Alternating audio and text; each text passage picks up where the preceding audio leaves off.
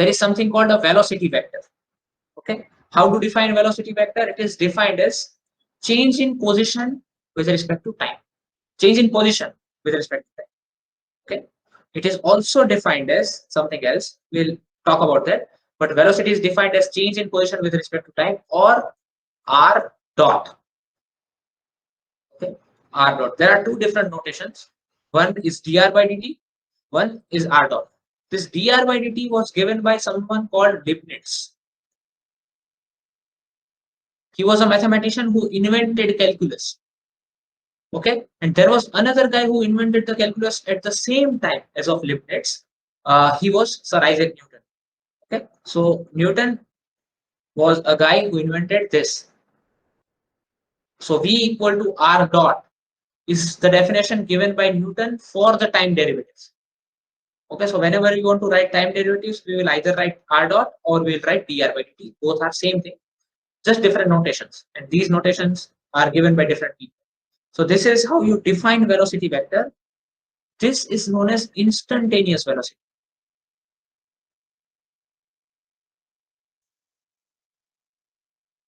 What do we mean by instantaneous velocity? We'll come back to it in a short span of time.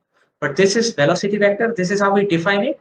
This is how we define acceleration vector. So instantaneous acceleration is defined by dv by dt, or v dot, or d square r by dt square, or r double dot. Or if you see dv by dt, you can always change it in terms of dv by dx. Okay, if you are talking about only one dimension, then only you can do this. If you are talking about one dimension, I want to extend this definition to one dimension. This is definition for 3 dimension. We are directly using vector notations. I'm not proving it for one dimension. I'm just giving you these definitions because I assume that you know what do we mean by velocity, what do we mean by acceleration. Okay, but if we talk about one dimension, then this a can be written by dv by dt, and this dv by dt can be written as dv by dx and dx by dt, and this can be written as, so this acceleration can be written as, this dx by dt is nothing but velocity in one dimension, v dv by dx. This is also one definition for acceleration for one dimension, for 1D. Only valid for 1D because you can't do this same thing in this one. Okay, with vectors. But this is valid for one dimension always. Yes. So velocity vector is defined as change in position, and acceleration vector is defined as change in velocity with respect to time.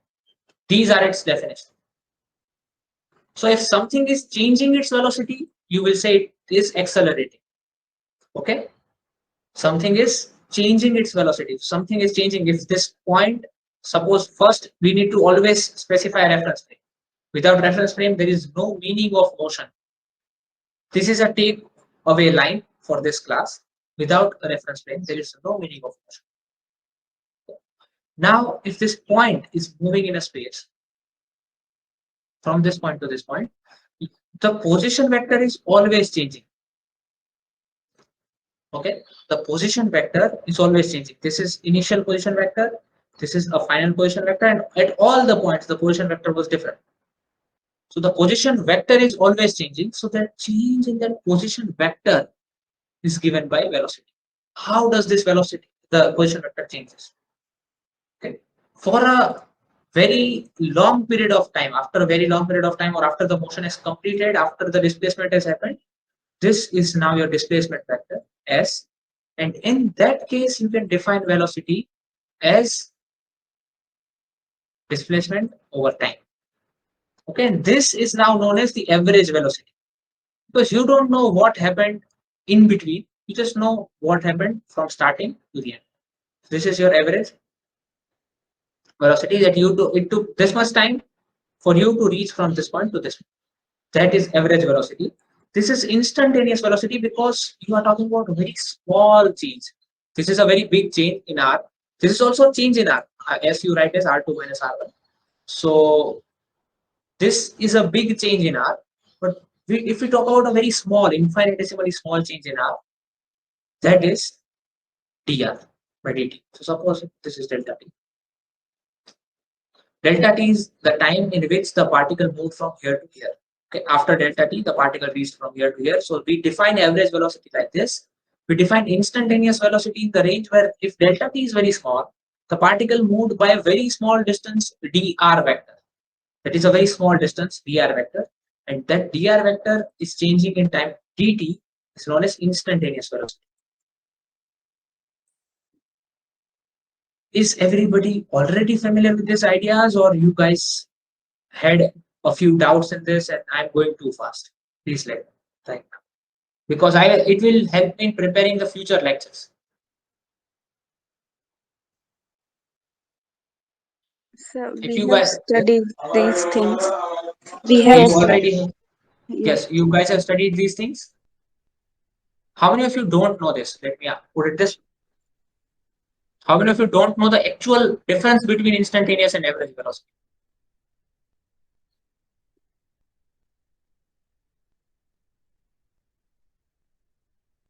Okay, so average velocity is over a motion and instantaneous is instantaneous. Yes. So you guys have already studied these things. So I'm moving a little bit. I'm not moving fast, right? I'm moving at right speed. Yes, sir. Right. Yes. Okay. Okay. Moving on. You know the difference between instantaneous velocity and the average velocity. And now, if some particle is moving. Now consider a realistic physics case. Its velocity at time t equal to 1 second is 1 meter per second. Suppose unit of everything you know. And this particle's velocity in the same direction, but it is 2 meter per second at time t equal to 2 seconds. Okay, its velocity changed. As you can see, its velocity changed. And that change in velocity per change in time is known as acceleration. We are talking about only one dimension here, so I'm not putting vectors anywhere. But this is acceleration. But actually, if you talk about a very long period of time, it is average acceleration. But if you'll talk about a very short period of time, then it is instantaneous acceleration. And now these ideas are very obvious to us because we understand what is the meaning of differentiation. If we would not have understood the meaning of differentiation, these ideas were very ambiguous. Because we understand that yes, this denotes a significantly larger change and this denotes a very small change. Okay, this is instantaneous and this is average acceleration. Okay, so moving on, more about velocity. We already discussed what is average velocity. So if you are moving from one point, average velocity is denoted by an additional bar. Okay, so this is the notation of average velocity. There is a notation of vector. Now I should use it here.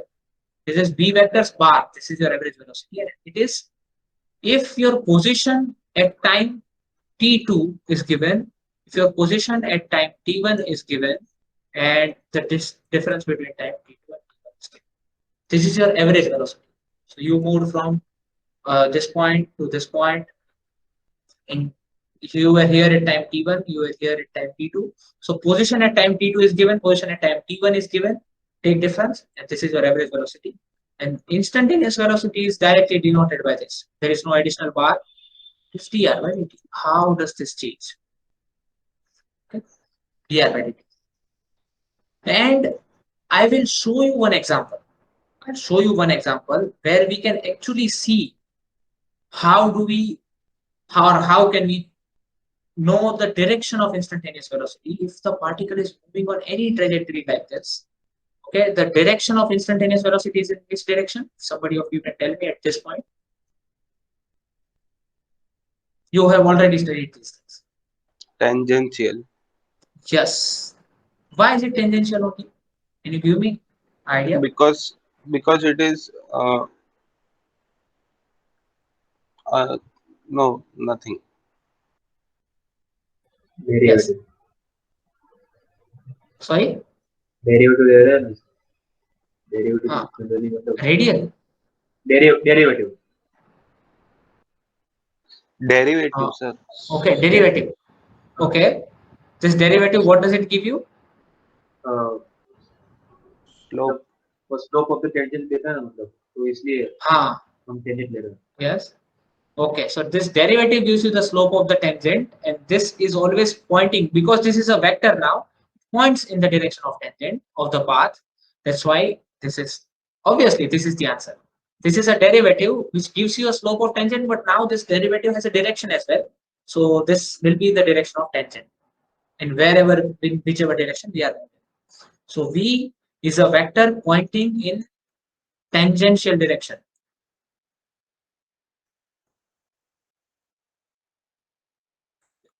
of trajectory. The instantaneous velocity always points in the tangential direction of the trajectory. Okay. And how do we know this? I will encourage all of you to do this example. Take a string. Take a string. Okay. Put a very small mass at the end of the string and give it the circular motion. Okay. In the horizontal plane. So do it so that you can see it. So you give this circular motion in this plane where you can see it below your eyes level. You give it a circular motion. After giving it a good circular motion, a uniform circular motion, try to make it as uniform as possible. Don't change the speed of your hand. Just keep doing this. And at one particular instance, just leave it. Just leave the string from your hand. Where will this mass go? If it is moving like this mass will move in this direction. You can see that. Okay, you can see that. I would encourage everybody to do this. So if we can see this, we can believe it. Okay? I would encourage everybody to do this. Find out any piece of string, find out a mass string, try to make that string as light as possible, because you can't see that otherwise properly. So this very light string, there is a very light mass, not very heavy mass, so that you can rotate it easily, and then at some point just leave it. You will see that it is moving in the tangential direction. Or try to film it from the overhead and then see that video, and from that video analyze this, that it is actually moving in the tangential direction. So instantaneous velocity points in the tangential direction. Okay, till this point I think we got many ideas about the velocity and many things, position, displacement. If you have got any doubts, you can ask me.